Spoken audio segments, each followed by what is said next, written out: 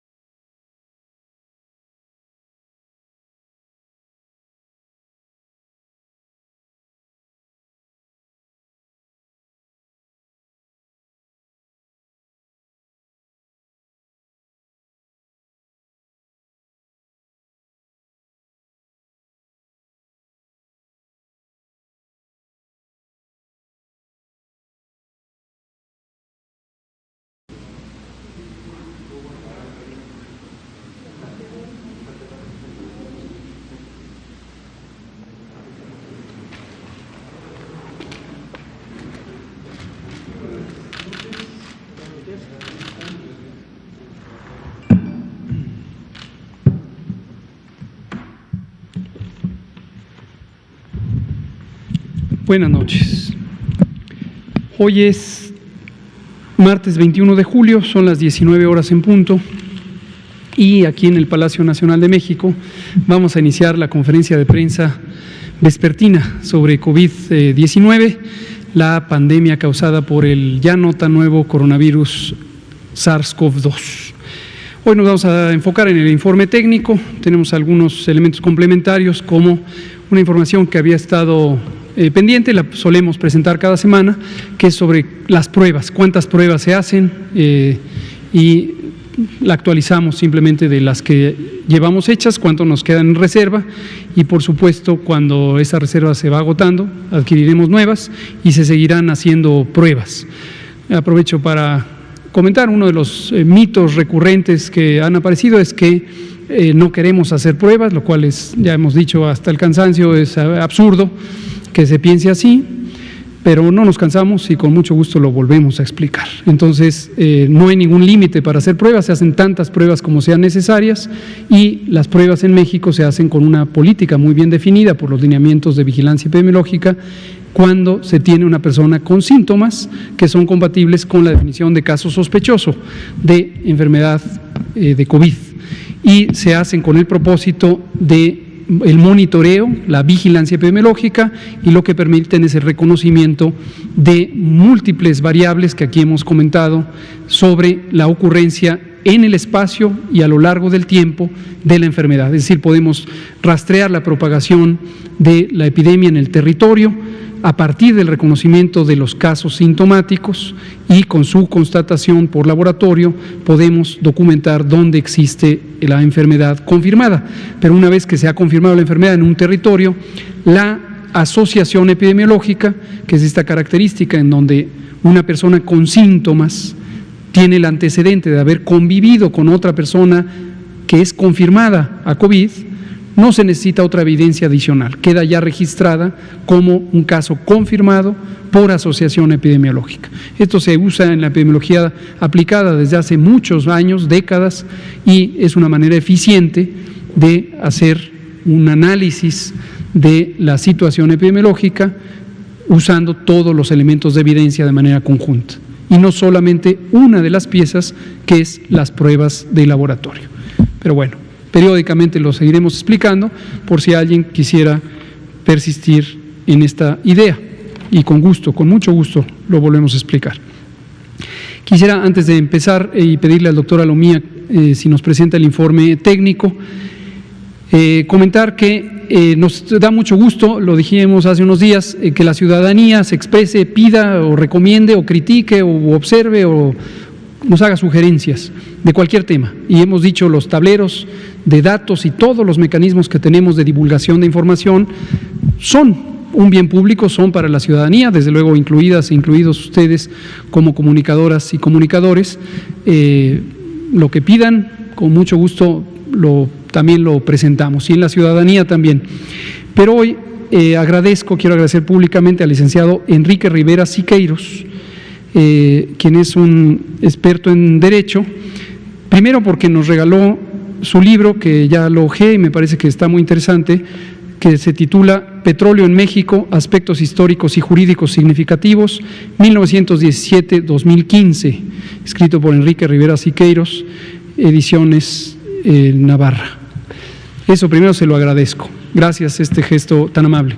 Pero lo otro es que nos hace una aclaración en la que indiscutiblemente tiene toda la razón, sobre un tema relativamente menor, pero que creo que vale la pena declarar que estábamos en un error. Nos comenta que en algunas ocasiones, de manera verbal o en las diapositivas, al referirnos a los elementos territoriales de la Ciudad de México, les hemos llamado alcaldías, y esto es un error. Y nos aclara, aprovechamos para quienes vivan el mismo error en el que vivíamos nosotros, que lo sepamos. De acuerdo con la Constitución Política de los Estados Unidos Mexicanos y a su vez con la nueva Constitución Política, la de la Ciudad de México, el espacio territorial y definido jurídicamente se llama demarcación territorial.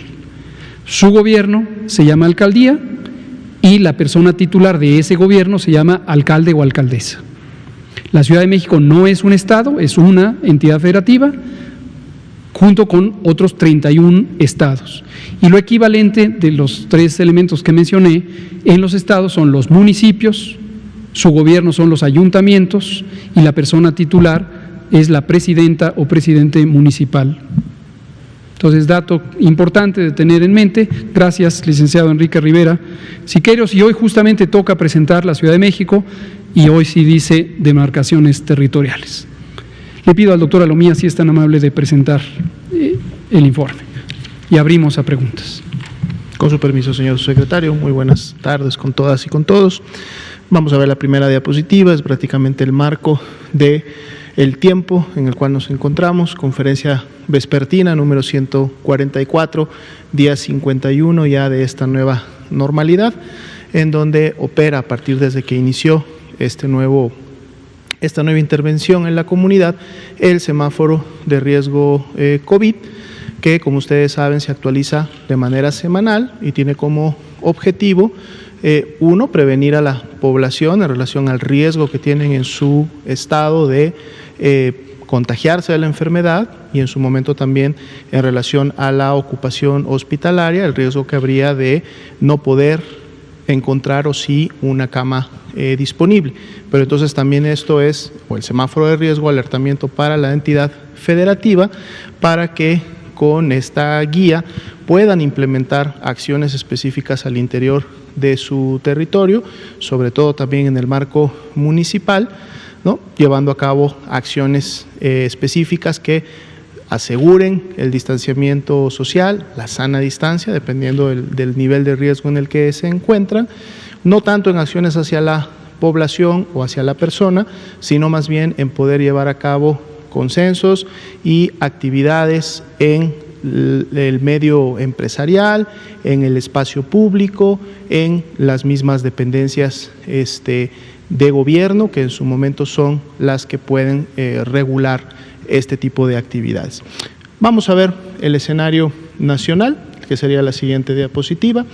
Son más de 845,000 ya las personas que han sido clasificadas en México como casos sospechosos de COVID-19, y esto es lógicamente por presentar signos y síntomas compatibles con la enfermedad. Una vez clasificados como casos sospechosos, entran a un protocolo de estudio en la unidad que incluye la elaboración de un estudio epidemiológico, la toma de una muestra. Esto lo hace el Sistema Nacional de Vigilancia Epidemiológica, que opera en todas las unidades en el país, y lógicamente también tienen acceso a servicio de atención médica, en donde la valoración dirá, en función del estadio clínico en el cual se encuentran, si pueden continuar su atención de manera ambulatoria en su domicilio, resguardados lógicamente, porque desde que uno es caso sospechoso debe estar resguardado independientemente de que sepa o no en ese momento el resultado, además la identificación de los contactos,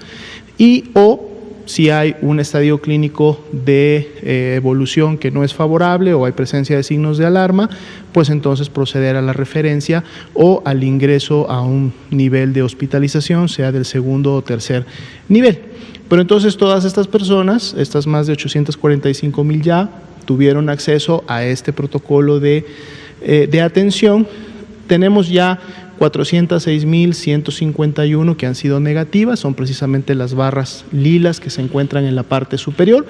Pueden ustedes ver que en la última semana el total de las 3 barras que integran todas estas personas en función de la clasificación tiene un ligero descenso en relación a la semana 27, y aunque todavía tenemos una cantidad importante de resultados pendientes de emitirse, que es precisamente el color naranja claro que vemos en la semana 28, que supera casi al doble o casi al triple en relación de las semanas previas, lógicamente también podríamos tener todavía ahí una estabilidad en el comportamiento de una semana a la otra. Ahorita lo vamos a ver en la curva de estimados, cuando vemos los casos confirmados, que son precisamente las barras de color café claro que están en la parte baja. Ahí sí podemos ver que todavía se mantiene una tendencia descendente entre la 27 y la 28. Pero entonces tomemos los casos confirmados. De los casos que aún son sospechosos, apliquemos el porcentaje de positividad que es para cada una de las semanas que hasta el momento se ha obtenido. De hecho, hoy día vamos a actualizar esos porcentajes semanales para que ustedes los conozcan, y entonces aplicando ese porcentaje de positividad vamos a tomar ese grupo y los vamos a sumar a los casos ya confirmados, y entonces obtenemos la línea que vemos en la siguiente diapositiva, que es precisamente la de casos estimados. Esta línea azul clara que está hasta la parte superior son los casos estimados que podemos tener en México. Vemos que todavía de la semana 27 a la 28 todavía se aprecia una tendencia, una presentación descendente, es decir, de lo que teníamos en la 27, que superaba un poco más de los 45,000 casos estimados. En la 28 estamos alrededor de los 41,900, casi 42, lo cual representa una disminución todavía de menos 8% en relación o en comparación entre esas 2 semanas. Las personas que se han recuperado continúan también en su momento teniendo una tendencia similar a la de los casos que han sido confirmados o se estima también van a ser confirmados a la enfermedad. Menos 3% es la diferencia entre las últimas 2 semanas, lo que habla más bien de una estabilidad en ese punto. aunque día con día vamos a seguir integrando los recuperados y entonces este porcentaje de descenso puede también disminuir. Continuamos también desde la semana ya 24 con una tendencia descendente en las defunciones estimadas. Aquí también estamos sumando las defunciones que aún tienen pendiente un resultado de laboratorio, multiplicadas por su porcentaje de positividad para cada semana. La disminución que vemos todavía hasta el momento entre la comparación de la 27 a la 28 es precisamente menos 47%. Esta semana abrimos con un 12% de casos activos estimados, prácticamente se ha mantenido esa proporción. Estos 48.446 son los que se estiman realmente como el grupo de personas que, distribuidas lógicamente en todo el país, en todos los estados, enfermaron en los últimos 14 días, por lo tanto todavía pueden tener la capacidad de transmitir de manera importante el virus y por lo mismo representan nuestra epidemia activa, y el indicador al que le damos seguimiento es precisamente esta proporción de cuánto representan del total de personas que hasta el momento han enfermado, sigue siendo del 12%. Veamos la siguiente diapositiva. La ocupación hospitalaria. En esta diapositiva específicamente nos enfocamos a la disponibilidad de camas, les decimos de IRA general, es decir, personas que sí tienen algún signo de alarma o tienen una evolución hacia la gravedad, por lo tanto necesitan ser hospitalizadas para recibir el servicio correspondiente en un segundo nivel de atención, pero todavía no están tan críticas como para necesitar un ventilador. El porcentaje de ocupación a nivel nacional para el corte de ayer a la medianoche es el del 46%, lo cual deja 16.607 camas todavía disponibles para poder ser utilizadas.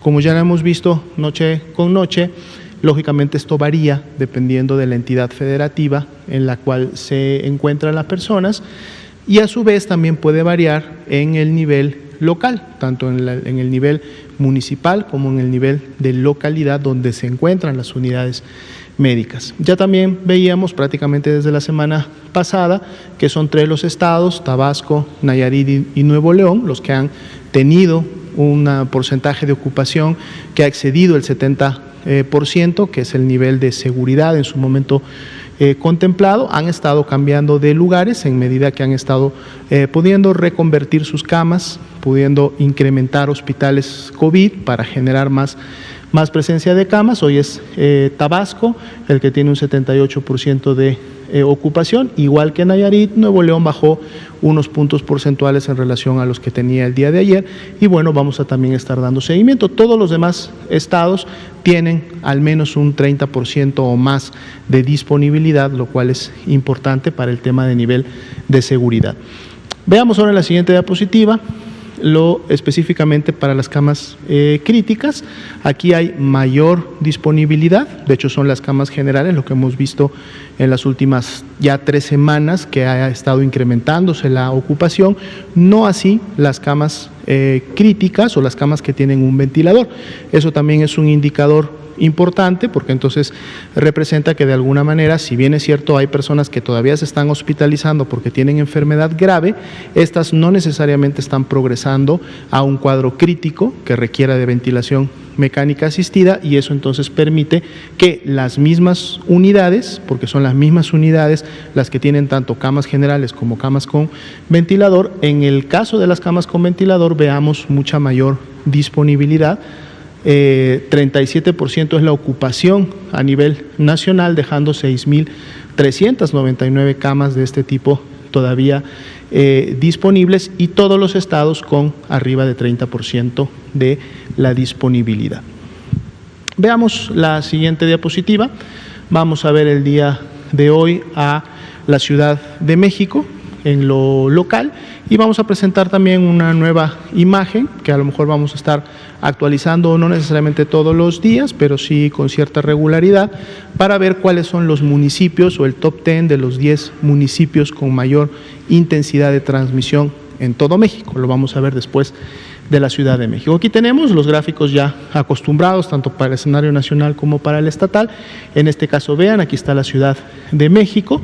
Si contemplamos todas las barras completas, es decir, todas las personas que en su momento fueron clasificadas como casos sospechosos, habría un incremento aparente en la semana 27 y 28 en relación a lo que se veía ya la semana 26. Sin embargo, veamos que la gran mayoría de los casos que se clasificaron como sospechosos en la 27 y en la 28 son casos negativos, ya fueron descartados.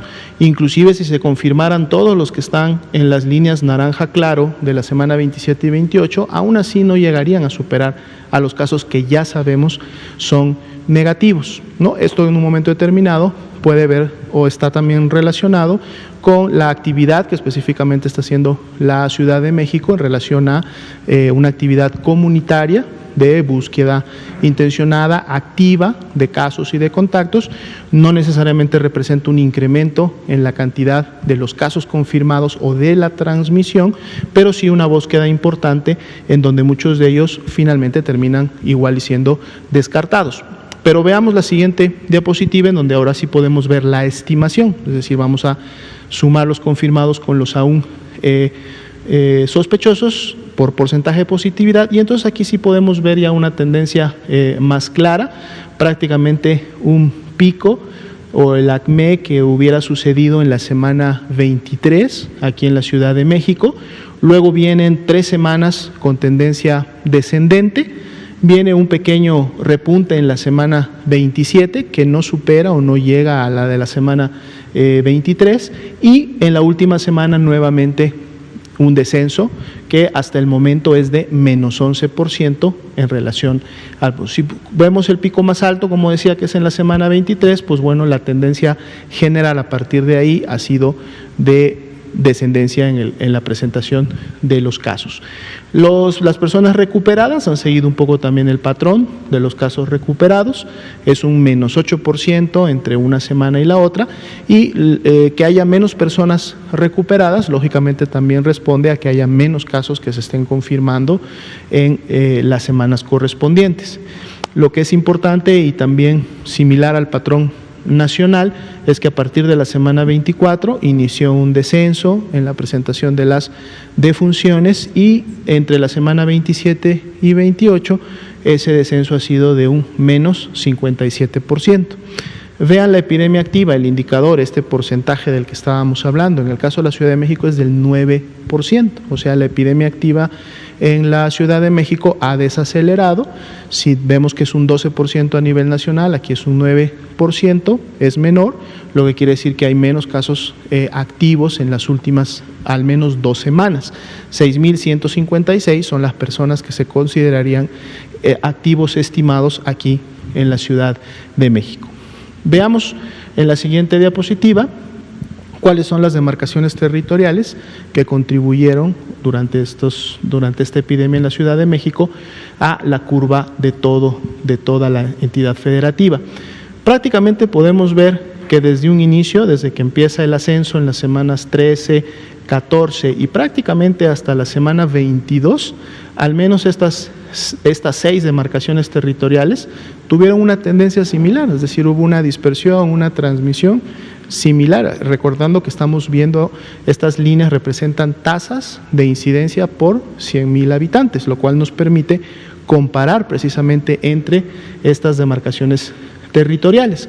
A partir aproximadamente de la semana 22 es cuando empezamos a ver algunas diferencias. En el caso de Iztapalapa, por ejemplo, a partir de la semana 22 es la que inicia con un franco descenso, un descenso importante en relación a las otras demarcaciones, que se ha mantenido. Veamos también cómo en la semana 27 prácticamente las 6 demarcaciones presentadas tienen ese ligero incremento que se da de la 26 a la 27, pero otra vez nuevamente todas producen el descenso que vimos de la 27 a la 28, lo que contribuye al descenso general de toda la Ciudad de México. La demarcación Tlalpan es precisamente la que mantuvo la mayor intensidad de transmisión, podemos ver que sobresale su curva sobre todas las demás, pero con un comportamiento similar a las de Álvaro Obregón, Coyoacán, Gustavo Amadero y Cuauhtémoc, que básicamente estas 4 se mantuvieron siguiendo un patrón bastante similar, ¿no?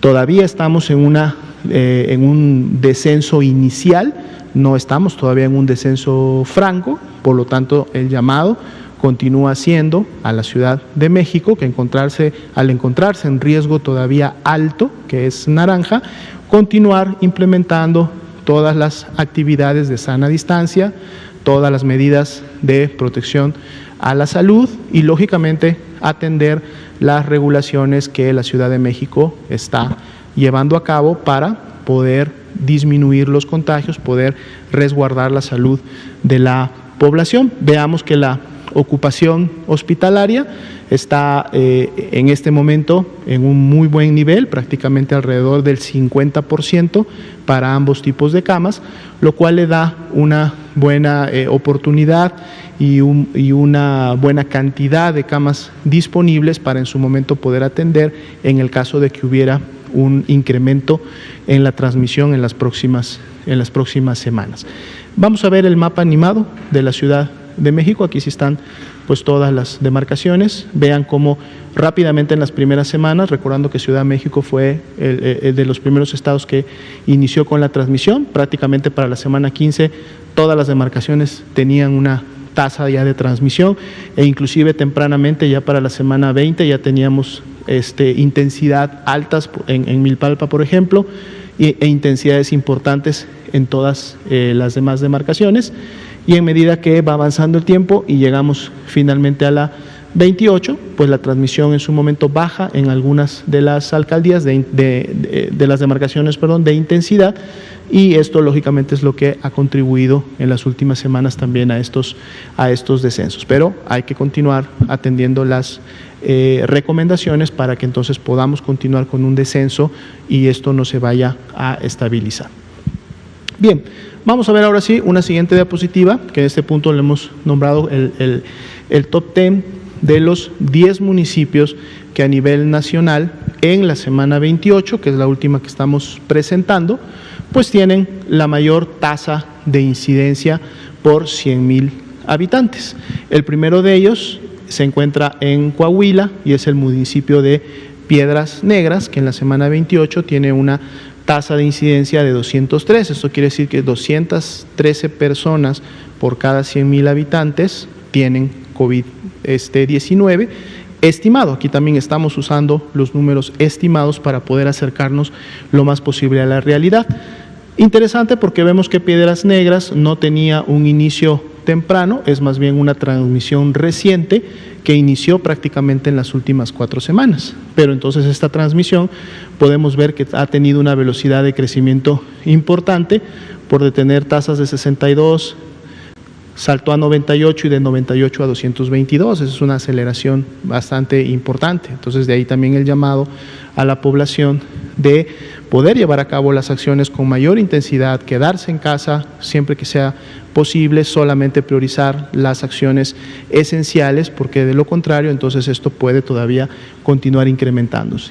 Podemos ver también en el segundo lugar a Ciudad Valles del estado de San Luis Potosí. Aquí no es una transmisión reciente, vemos que Ciudad Valles prácticamente inició desde la semana 19 con su transmisión y esta se fue incrementando con el transcurso del tiempo hasta ocupar el día de hoy el segundo lugar. Y bueno, podemos ver así en este orden al municipio de Cosamaloapan de Carpio en Veracruz, tenemos a Tenosique en Tabasco, tenemos al municipio Centro también en Tabasco con una transmisión prácticamente importante y sostenida durante todas las semanas aquí evidenciadas. Teoloyucan en el Estado de México, también una transmisión reciente. Nacajuca en Tabasco, vemos una transmisión bastante mantenida, sostenida desde que inició con ella. Municipio de Acuña en Coahuila, digamos que una transmisión más reciente, pero también con un incremento importante.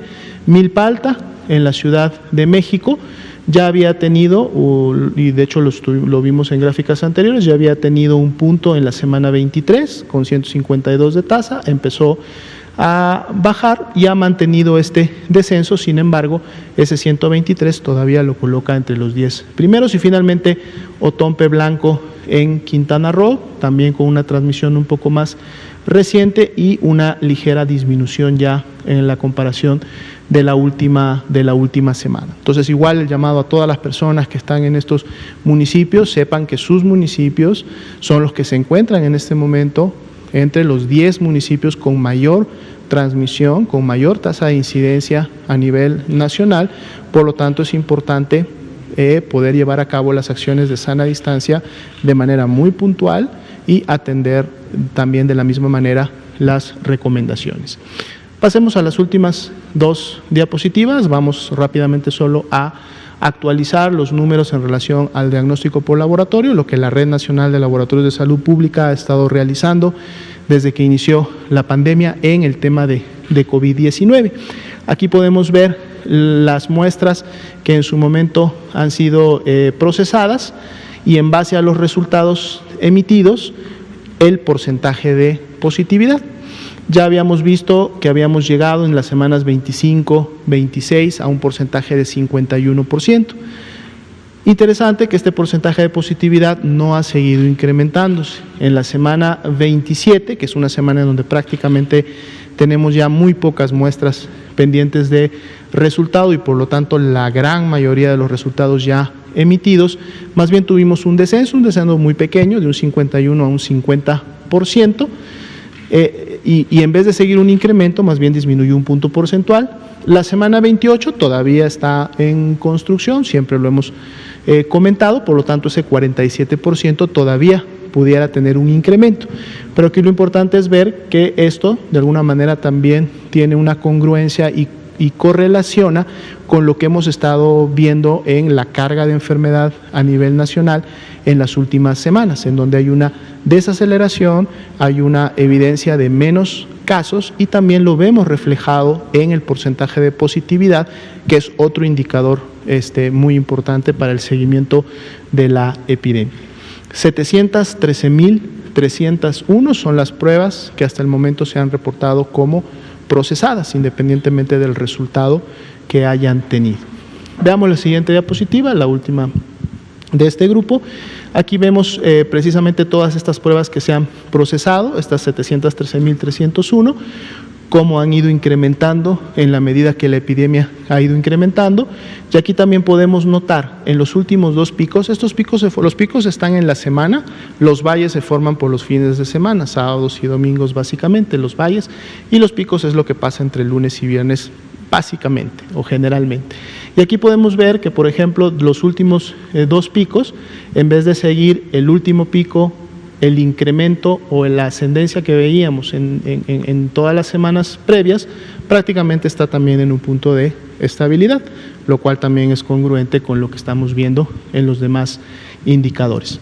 Actualmente todavía contamos con 171,930 pruebas disponibles en toda la red nacional de laboratorios.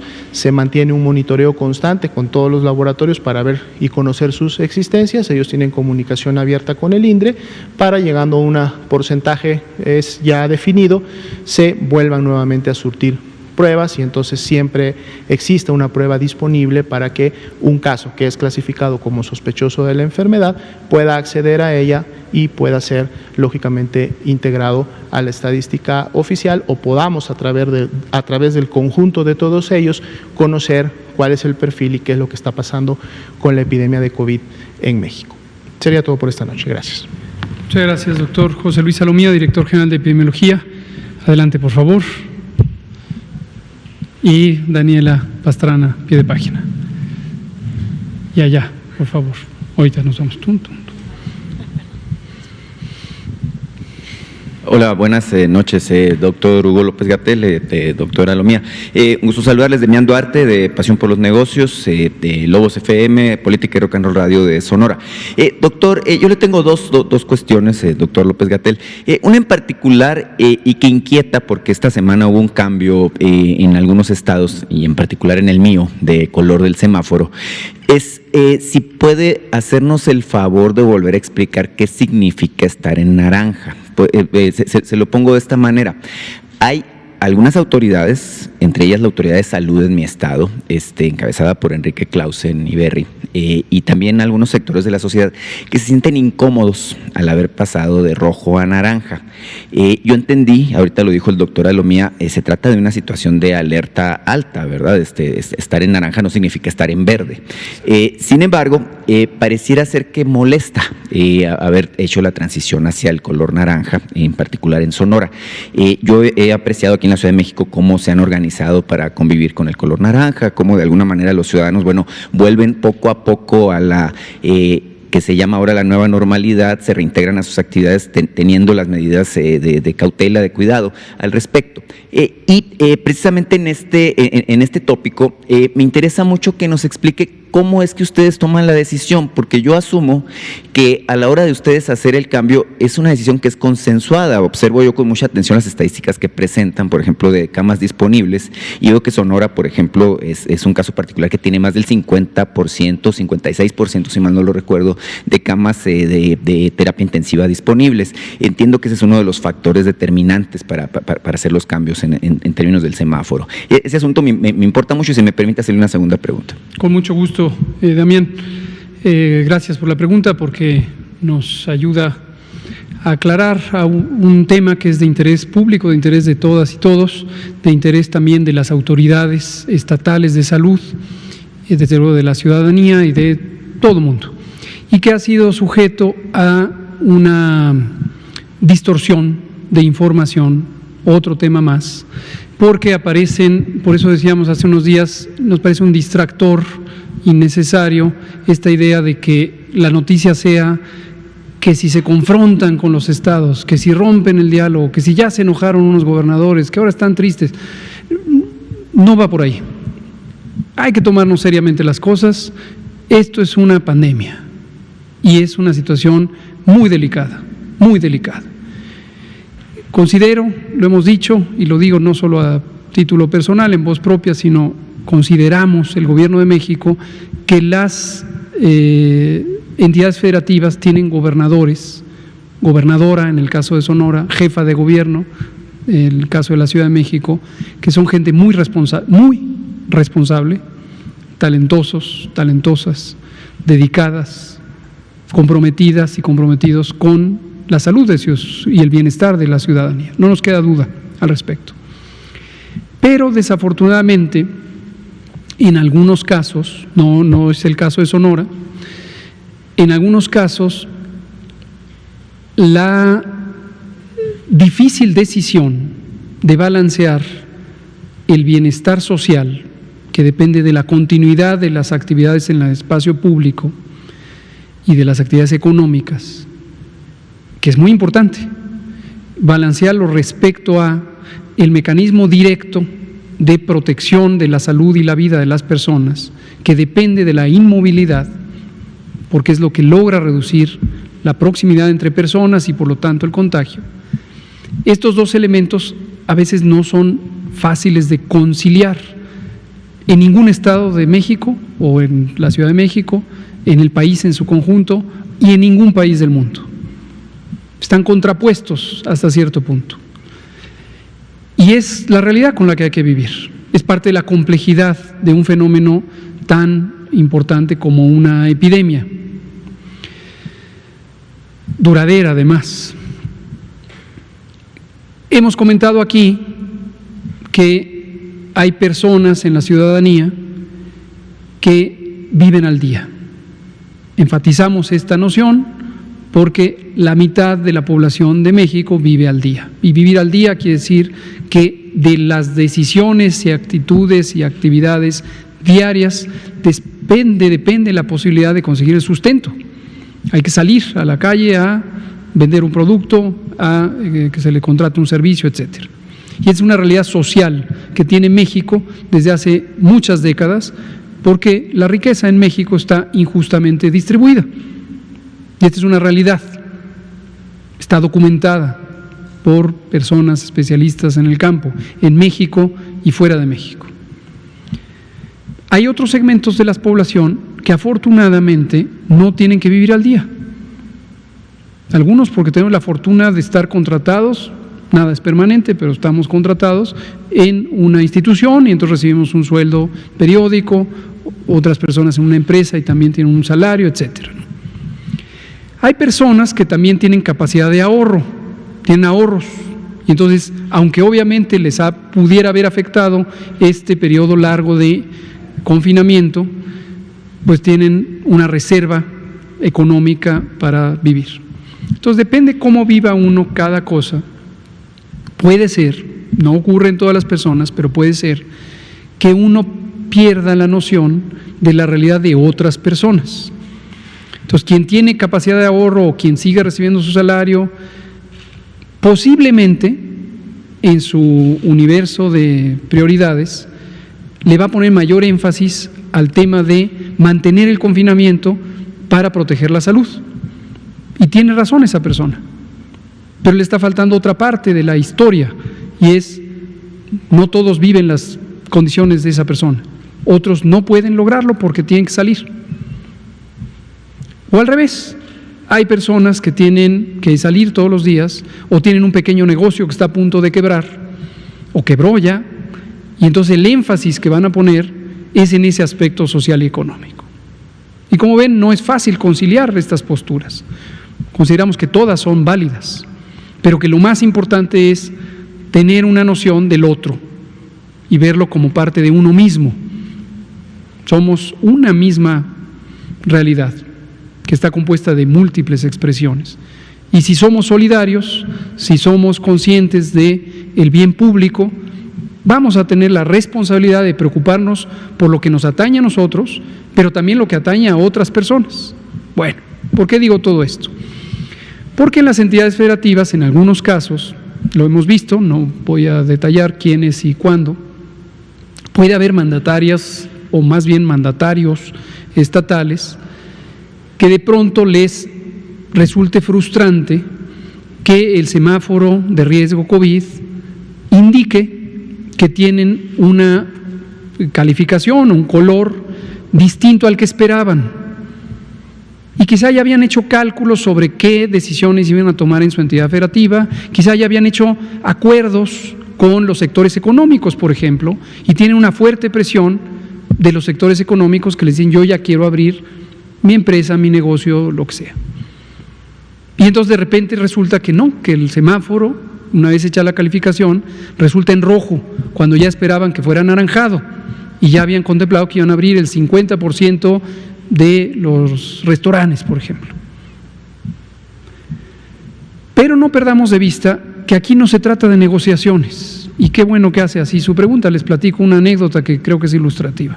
A lo largo de estas semanas, es una historia real, obviamente no voy a identificar a los protagonistas, de una entidad federativa nos hablaron muy amablemente durante este proceso de diálogo semanal con las entidades federativas, y la expresión que usó la persona funcionaria nos dijo: sí, los colores que ustedes tienen, esto que negocian con las cámaras empresariales. ¿De qué estamos hablando? Esto no está sujeto a ninguna negociación. Esto es un instrumento técnico. La evidencia surge de los datos, surge de la información que tiene un significado y que fue cuidadosamente analizado para que los indicadores reflejen distintos aspectos del acontecer epidémico y nos alerten a todas y todos sobre lo que podría ocurrir si el desconfinamiento es demasiado acelerado, o bien si hay un margen de seguridad para progresar en el desconfinamiento sin que haya un riesgo sustantivo de rebrote, que siempre existe el riesgo, por cierto.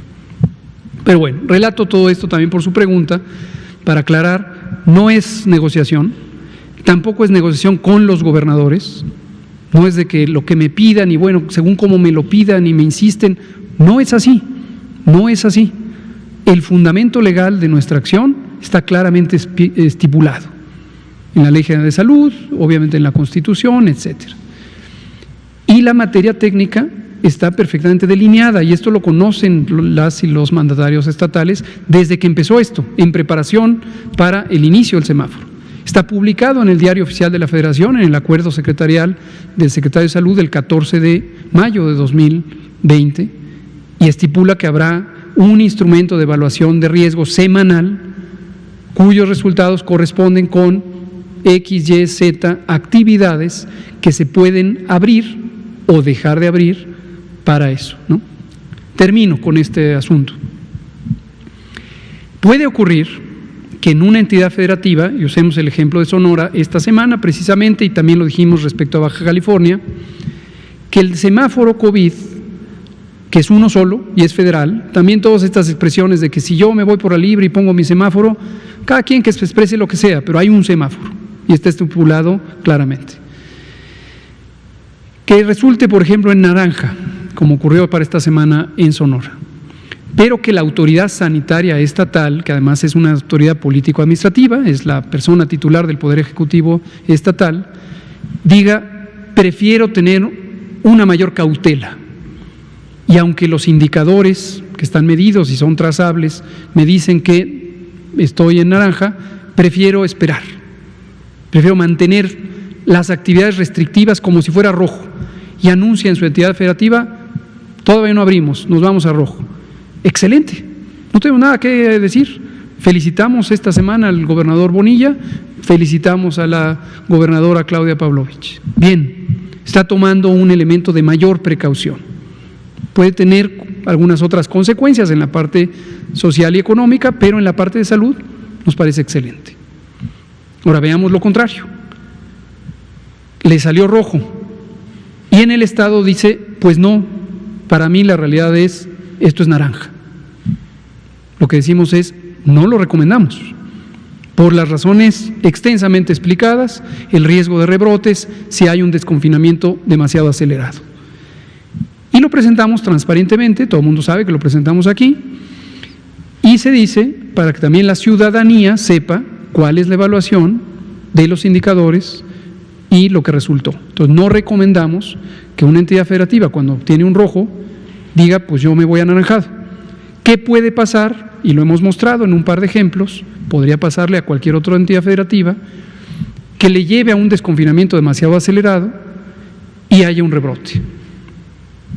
Entonces, así es. En resumen, es una operación técnica, es una operación trazable, es una operación transparente, es una operación que se comunica semanalmente a los gobiernos estatales, es una operación que depende de la información y de la calidad de la información que se genera en los estados. Recuerden eso muy bien, lo hemos dicho también muchas veces. Los datos no se producen en el gobierno federal, los datos se producen en cada una de las unidades de salud de los estados. Si los datos están incompletos, pueden perturbar la calidad de la calificación, ¿no? Esa es la idea. Muchas gracias por la aclaración. Porque pareciera que hay una, por lo que usted dice, ¿no? Quien pasa a naranja no está conforme porque quiere estar en rojo, quien está en rojo quisiera estar en naranja, entonces parece que hay una bipolaridad cromática, ¿no? Ahí al respecto. Ahora, mi otra pregunta, seguí con atención una entrevista que tuvo usted con Genaro Villamil, en donde ofreció algunos datos que me parecen importantes, sobre todo sobre las otras pandemias, ¿no? El asunto de cuántos muertos hay al año en nuestro país, que si mal no recuerdo la estadística normal es de 730,000 fallecimientos. Quizás ahora que tenemos el asunto del coronavirus y con el concepto que usted expresaba hoy en la mañana del exceso de mortalidad, bueno, esta cifra pues tiende a dispararse, habría que verlo. Ahora, la pregunta en particular, hoy se observa que por primera vez se rebasa pues la barrera de los 40,000, por desgracia, pues personas que han fallecido. En específico me llamó la atención una estadística que usted mencionaba, que el 81% tienen que ver con comorbilidades. Esto significaría que 32,000 de estos 40,000, bueno, pues tuvieron alguna o varias de las distintas comorbilidades. Y usted está ahorita en medio de una polémica, incluso con la industria refresquera, ¿verdad? En donde, bueno, usted habló del veneno embotellado, ellos le han respondido que los está estigmatizando. La pregunta en particular es, bueno, ¿cómo se va a abordar el tema de las otras pandemias o de las verdaderas pandemias, como usted lo calificó, que es la obesidad, la hipertensión, la diabetes, entre otras, bueno, enfermedades crónico-degenerativas que están muy presentes y que, bueno, que han tendido a exacerbar el efecto de esta pandemia del coronavirus que llega como efecto adicional? Gracias. Muchas gracias. Esto también es interesante, y las polémicas, qué bueno que haya polémicas, porque eso despierta la conciencia de las personas. Y no, volvemos a lo mismo, no se trata de sentirse triste, ofendido o tomárselo a personal. La realidad es la realidad se puede documentar, la evidencia es consistente. Hay productos que son nocivos para la salud. El tabaco, por ejemplo, los productos del tabaco. Y aquí remonto brevemente a uno de los elementos emblemáticos de la salud pública. El tabaco, los cigarrillos, pipas, puros, etcétera, tabaco masticado, demás. Antes de los años 50 del siglo XX, se tenían una amplia aceptación social. Hubo épocas en las que se consideraba un producto medicinal, benéfico. Y se anunciaba incluso con médicos y médicas, bueno, en ese tiempo había una perspectiva de género muy limitada, y con médicos, señores fumando y demás. Por cierto, después la epidemia del tabaquismo se trasladó a las mujeres y tuvo un enorme impacto después de haber sido una epidemia mayormente masculina, por razones culturales. Pero bueno, el punto es que más o menos desde los años 50 del siglo XX, se construyó un elemento de evidencia a partir de múltiples estudios. Uno muy emblemático fue un estudio británico en donde se siguió la salud de médicos precisamente británicos a lo largo de muchos años, y se encontró una clara asociación entre el cáncer pulmonar y otros múltiples cánceres, el de garganta, el de lengua, el de páncreas, el de estómago, y el hecho de fumar. Desde 1950 y tantos, estamos en 2020, la evidencia es abrumadora, consistente. Uno de los riesgos más grandes para la salud está asociado con el consumo de productos del tabaco. No se necesita dosis alguna del tabaco, no hay la dosis aceptable, poquito, o de sabores o de colores, no hay dosis saludable de tabaco. El tabaco mata. Lo que pasa es que pocas veces se habla con claridad. Y se usan eufemismos y entonces se dice que bueno, poquito y tal. No, la salud pública tiene sus elementos de evidencia y cuando los hay que decirlos contundentemente. El tabaco mata, el tabaco causa casi cualquier problema de salud.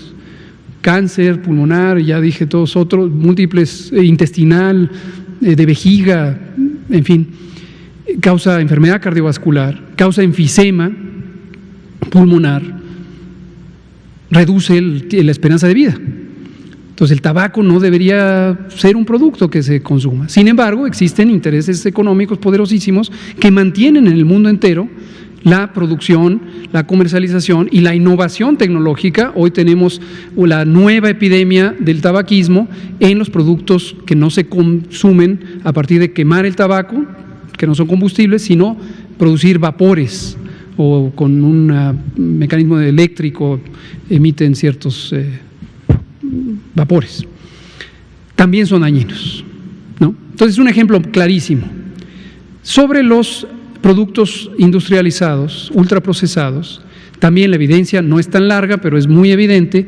Desde los años 80 se empezó a construir, conforme crecía la epidemia de obesidad, sobrepeso, diabetes, hipertensión, múltiples cánceres que están asociados con la obesidad, y se encontró que uno de los motores principales son productos industrializados, que tienen un altísimo contenido de azúcares diversos. Hoy es mayormente fructosa, proveniente del jarabe de maíz, pero que aportan al organismo una cantidad exorbitante de calorías y hacen que las personas suban de peso muy rápidamente.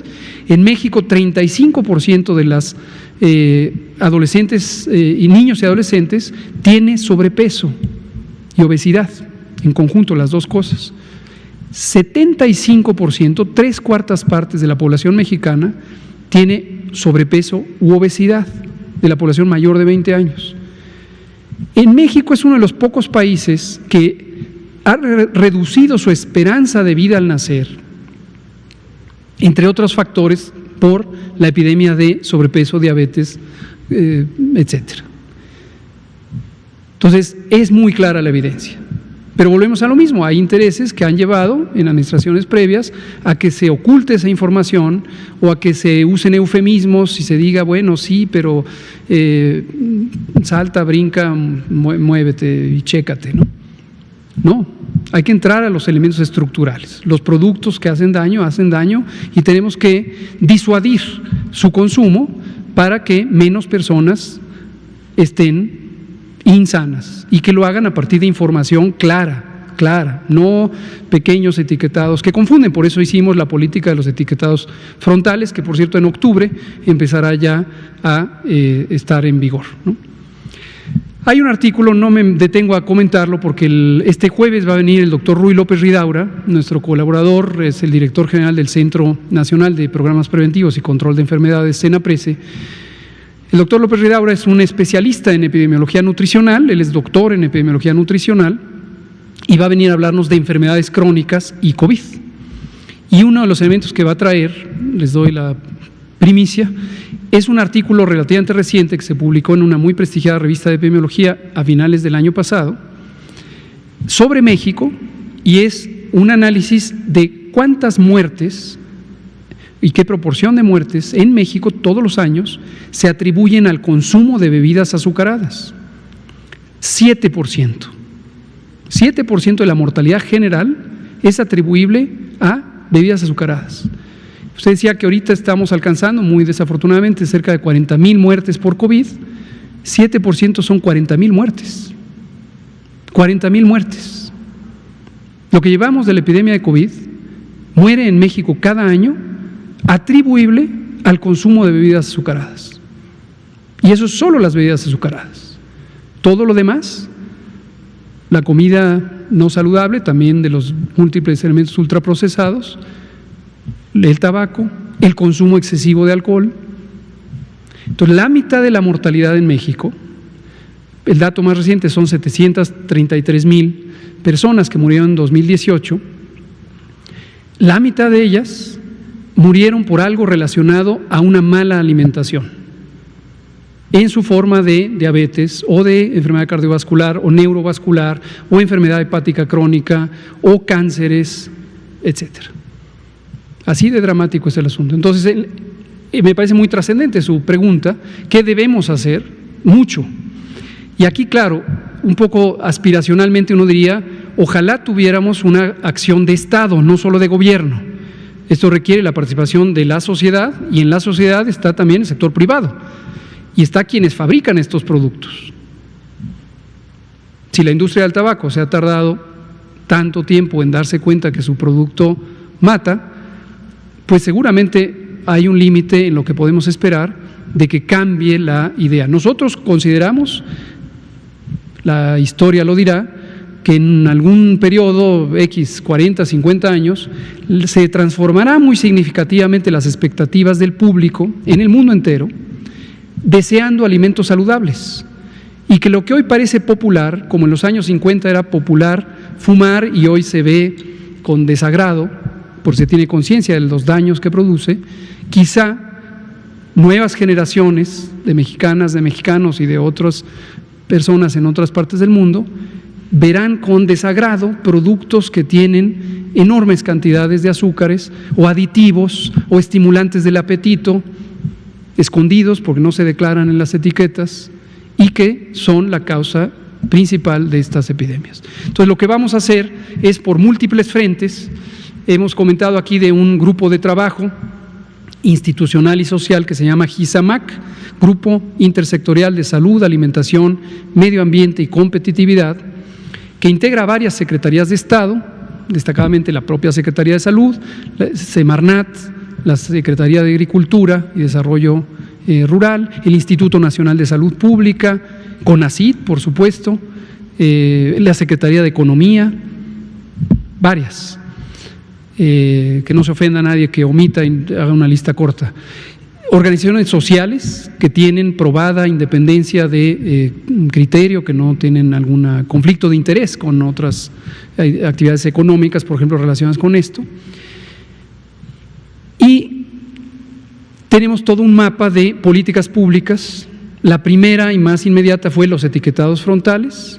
Hemos planteado políticas fiscales. Hace poco tuvimos un foro organizado por la OPS-OMS, Organización Panamericana y Mundial de la Salud. Por cierto, los organismos internacionales también son parte de GISAMAC, OPS-OMS, FAO y UNICEF. hay otros elementos que dependen del cambio de estilos de vida, pero como también hemos comentado varias veces, los estilos de vida no dependen solamente de lo que se decida individualmente. Yo puedo querer hacer actividad física, pero si salgo a la calle y no hay un espacio seguro donde transitar, corriendo o en bicicleta, pues seguramente voy a estar desmotivado de lograrlo, o tengo que hacer un esfuerzo muy grande para estar en el sitio apropiado. Eso respecto a actividad física.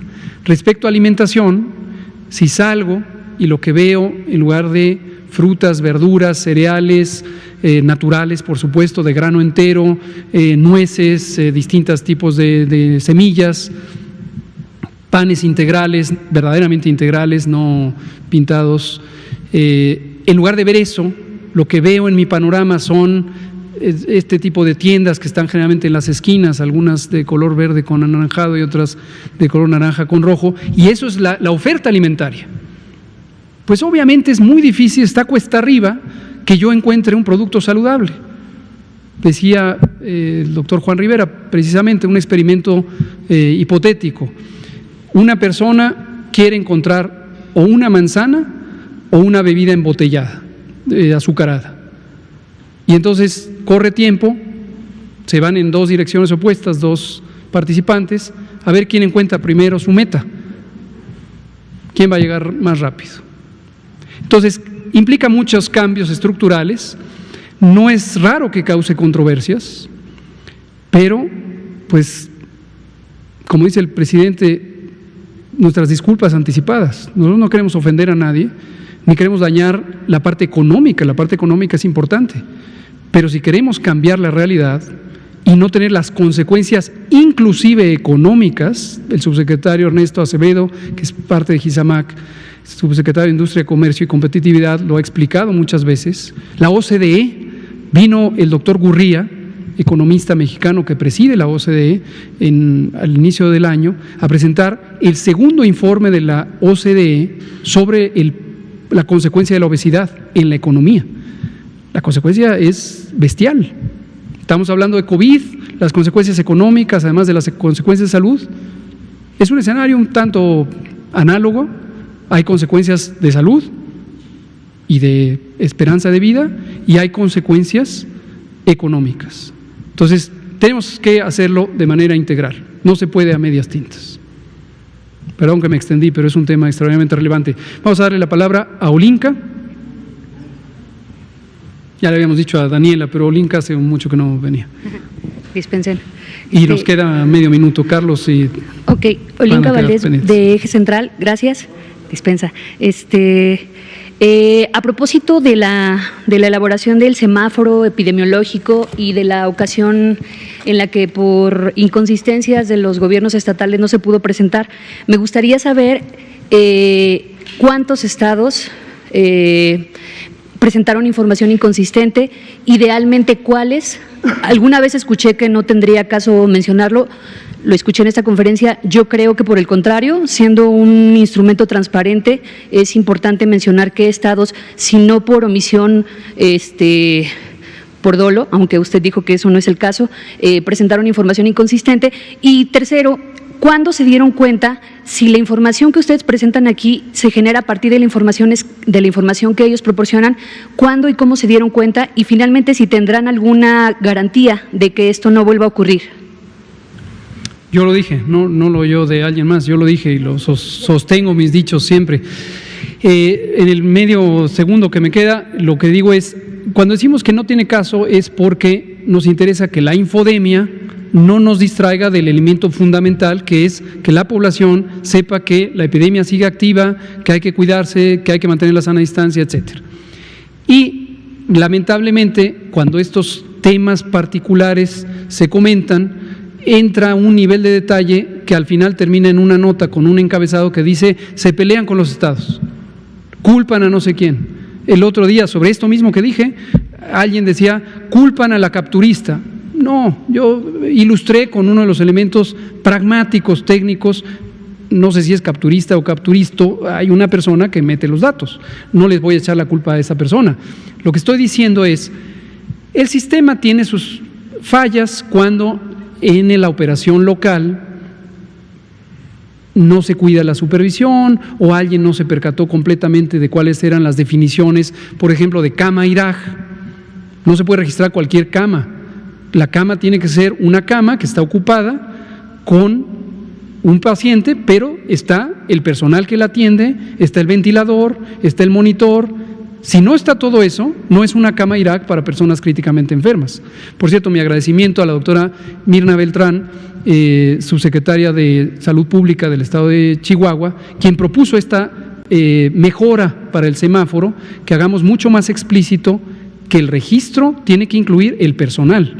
Y es posible que en una de las variables, que es la ocupación hospitalaria, pongamos una restricción específica que debe ser sí, solo sí, como hemos dicho en otras veces, la cama está asociada con el personal adecuado, ¿no?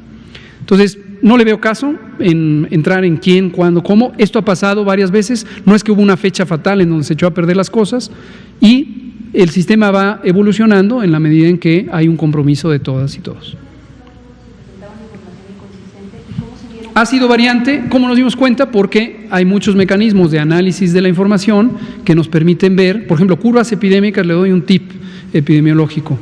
Cuando vemos una curva epidémica que deja de crecer misteriosamente, cuando la teoría de epidemiología matemática predice, los modelos matemáticos famosos, predice que va a seguir creciendo y no hay una explicación clara, se hizo una intervención clara, se redujo la movilidad, hay un mejor rastreo de los contactos, hay un aislamiento más efectivo de las personas contagiantes. Si no hay eso y la curva epidémica deja de crecer, ya verán un ejemplo, vamos a poner un día y lo van a reconocer. Es una curva epidémica que en lugar de tener estos picos, espículas con variantes de día a día, hay una variación aleatoria de los datos, de repente está muy parejita, o de repente es como si lo hubieran hecho así con un cuchillo y ya no tiene un crecimiento normal. Ahí hay una alta sospecha de que hay datos incompletos. Pues la garantía es el compromiso, la responsabilidad, que obviamente es no solamente moral de las autoridades sanitarias y de todo el personal, y que todo el mundo cumpla con su deber. Gracias. Hay muchos mecanismos de supervisión, ¿sí? Usted lo que quiere es que haya una nota que diga culpa a alguien más. No. El sistema, si quiere, lea la norma oficial mexicana 017 para vigilancia epidemiológica. Gracias. Aquí vamos a tener que acabar porque son las 20:04 y tenemos reunión con el presidente sobre COVID. Muchas gracias.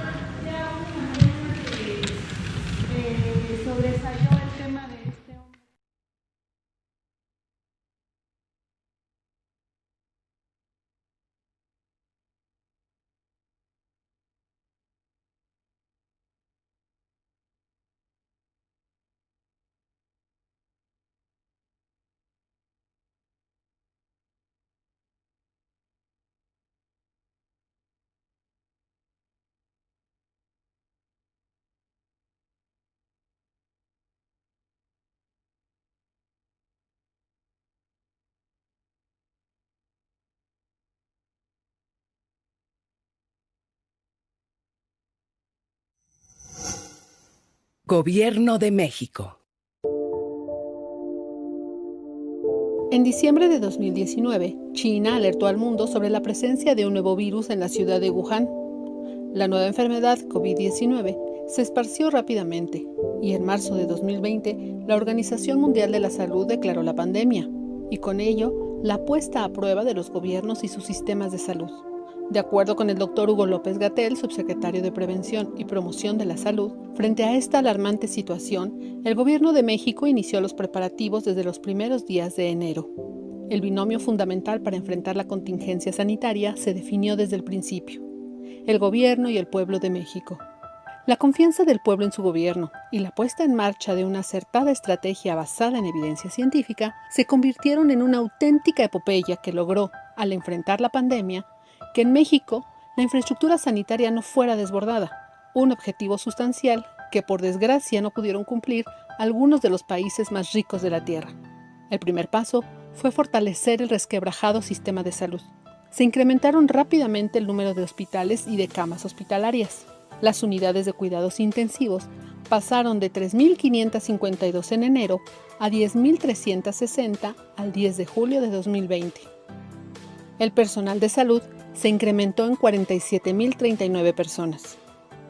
Desde el primer momento y en coordinación con las autoridades de salud, las acciones del CONACYT formaron parte del torrente de iniciativas para enfrentar la pandemia. El presidente, Andrés Manuel López Obrador, dio la instrucción precisa al CONACYT de priorizar la fabricación de ventiladores en México. Con ese fin, hemos coordinado saberes y esfuerzos en ciencia, tecnología e innovación, de integrantes de los centros públicos de investigación, de instituciones de educación superior y de empresas privadas con ética social y vocación solidaria. En medio de la pandemia y las dificultades que impuso la escasez de suministros, emprendimos el proceso de diseño, elaboración de prototipos, difícil obtención de partes y componentes, así como pruebas diversas con altos estándares de seguridad biomédica y calidad de ingeniería. Es un proceso que en condiciones normales se lleva de 3 a 5 años y pudimos concluirlo en tan solo 5 meses.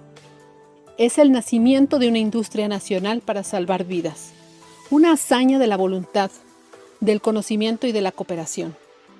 Tendrían que ser ventiladores mecánicos invasivos, 100% mexicanos, económicos. Ahora podemos producir ventiladores de alta calidad a precios menores que los del mercado.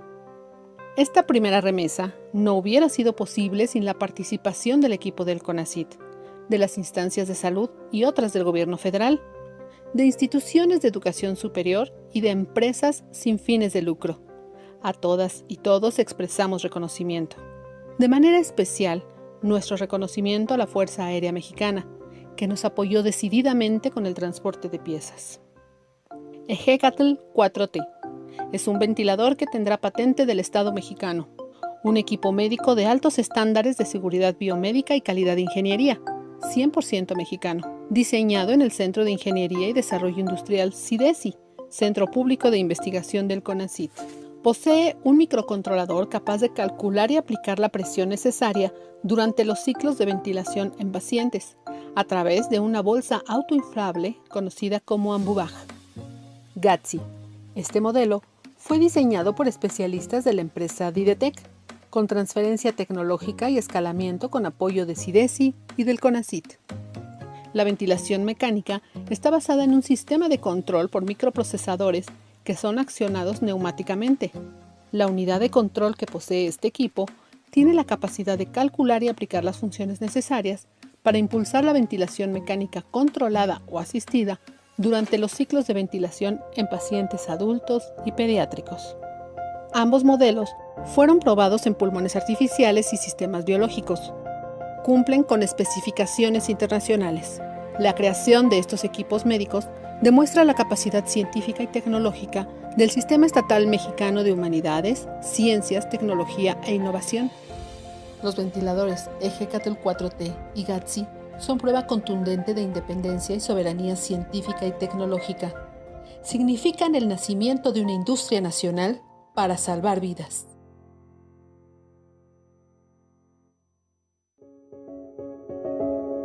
CONACYT, Ciencia por México. Gobierno de México.